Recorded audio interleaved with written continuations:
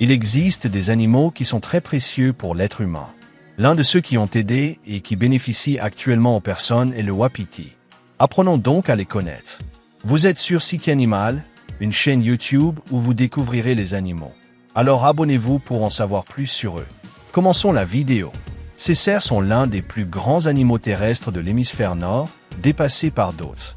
En raison de leur répartition, ils ont été recherchés par de nombreuses populations humaines, d'abord pour leur subsistance, puis comme espèce de sport, ce qui a considérablement réduit leur aire de répartition.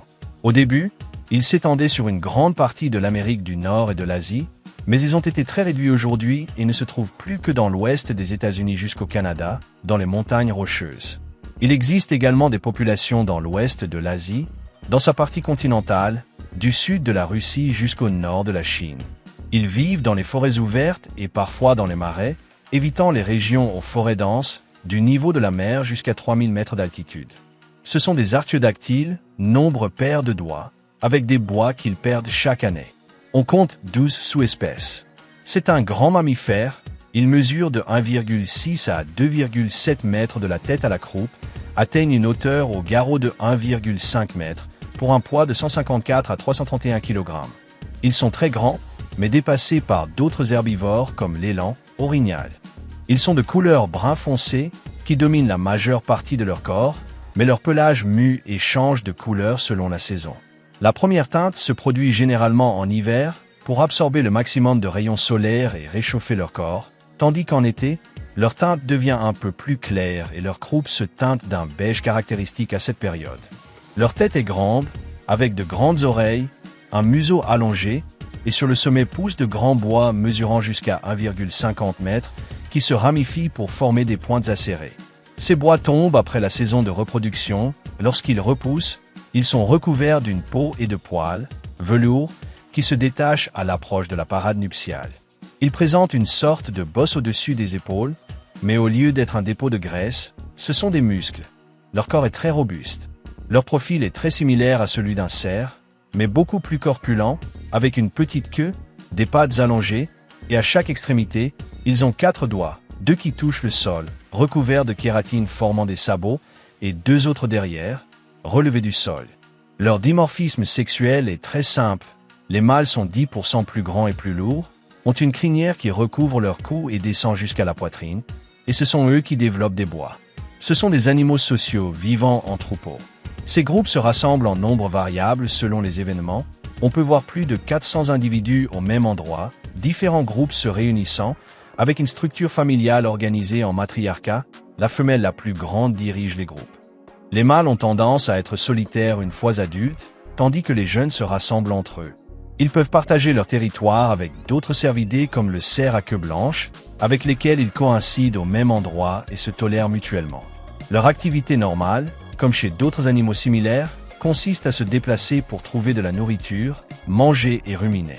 Ce sont des animaux diurnes, se reposant au sol la nuit.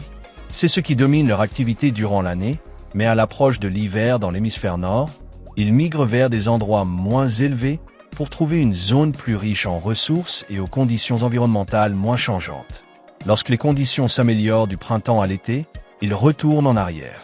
Ils empruntent généralement les mêmes routes, et c'est un événement très stressant pour eux, cohabitation avec de nombreux congénères, prédateurs, dangers du terrain. Beaucoup meurent ne pouvant surmonter ces adversités. Leurs territoires sont variables, pouvant atteindre 1550 km². Ils sont très tolérants entre eux hors saison de reproduction.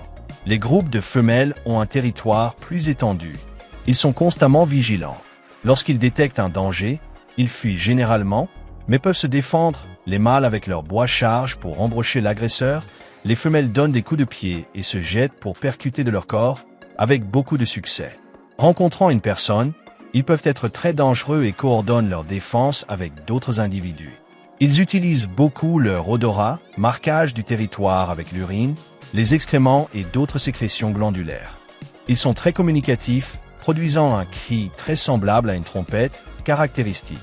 Ces brammements font qu'on le considère comme le ruminant le plus bruyant, ce qui peut causer des méprises. Beaucoup de gens les entendent et les associent à une créature très hostile venant de la densité de la forêt.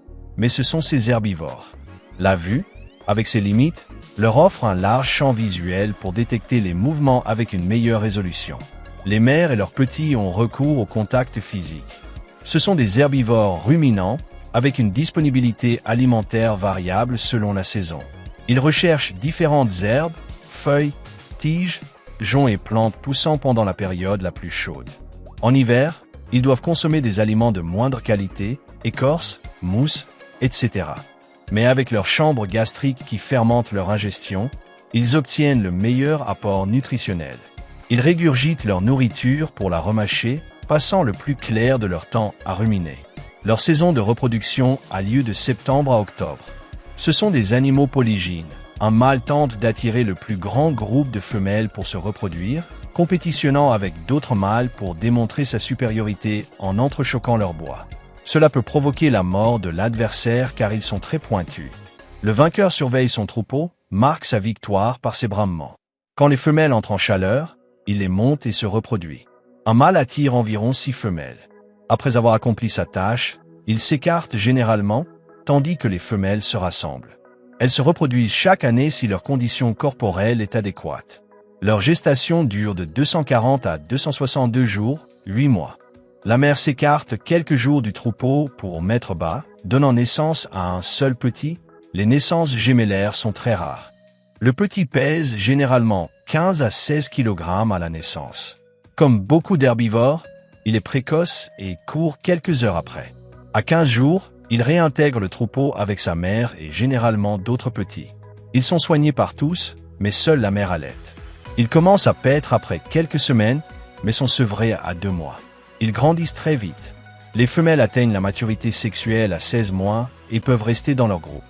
Les mâles, à maturité, sont expulsés, forment un petit groupe pour se protéger, leur bois se développe, mais ils ne seront sexuellement aptes qu'à partir de 2 ans s'ils sont capables de compétitionner.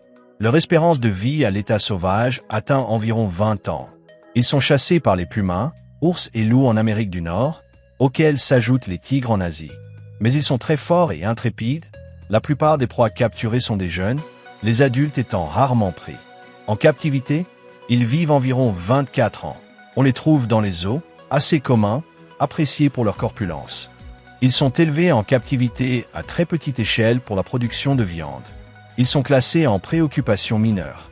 Ils ont perdu beaucoup de leur territoire, mais autrefois très communs, des mesures doivent être prises pour leur protection.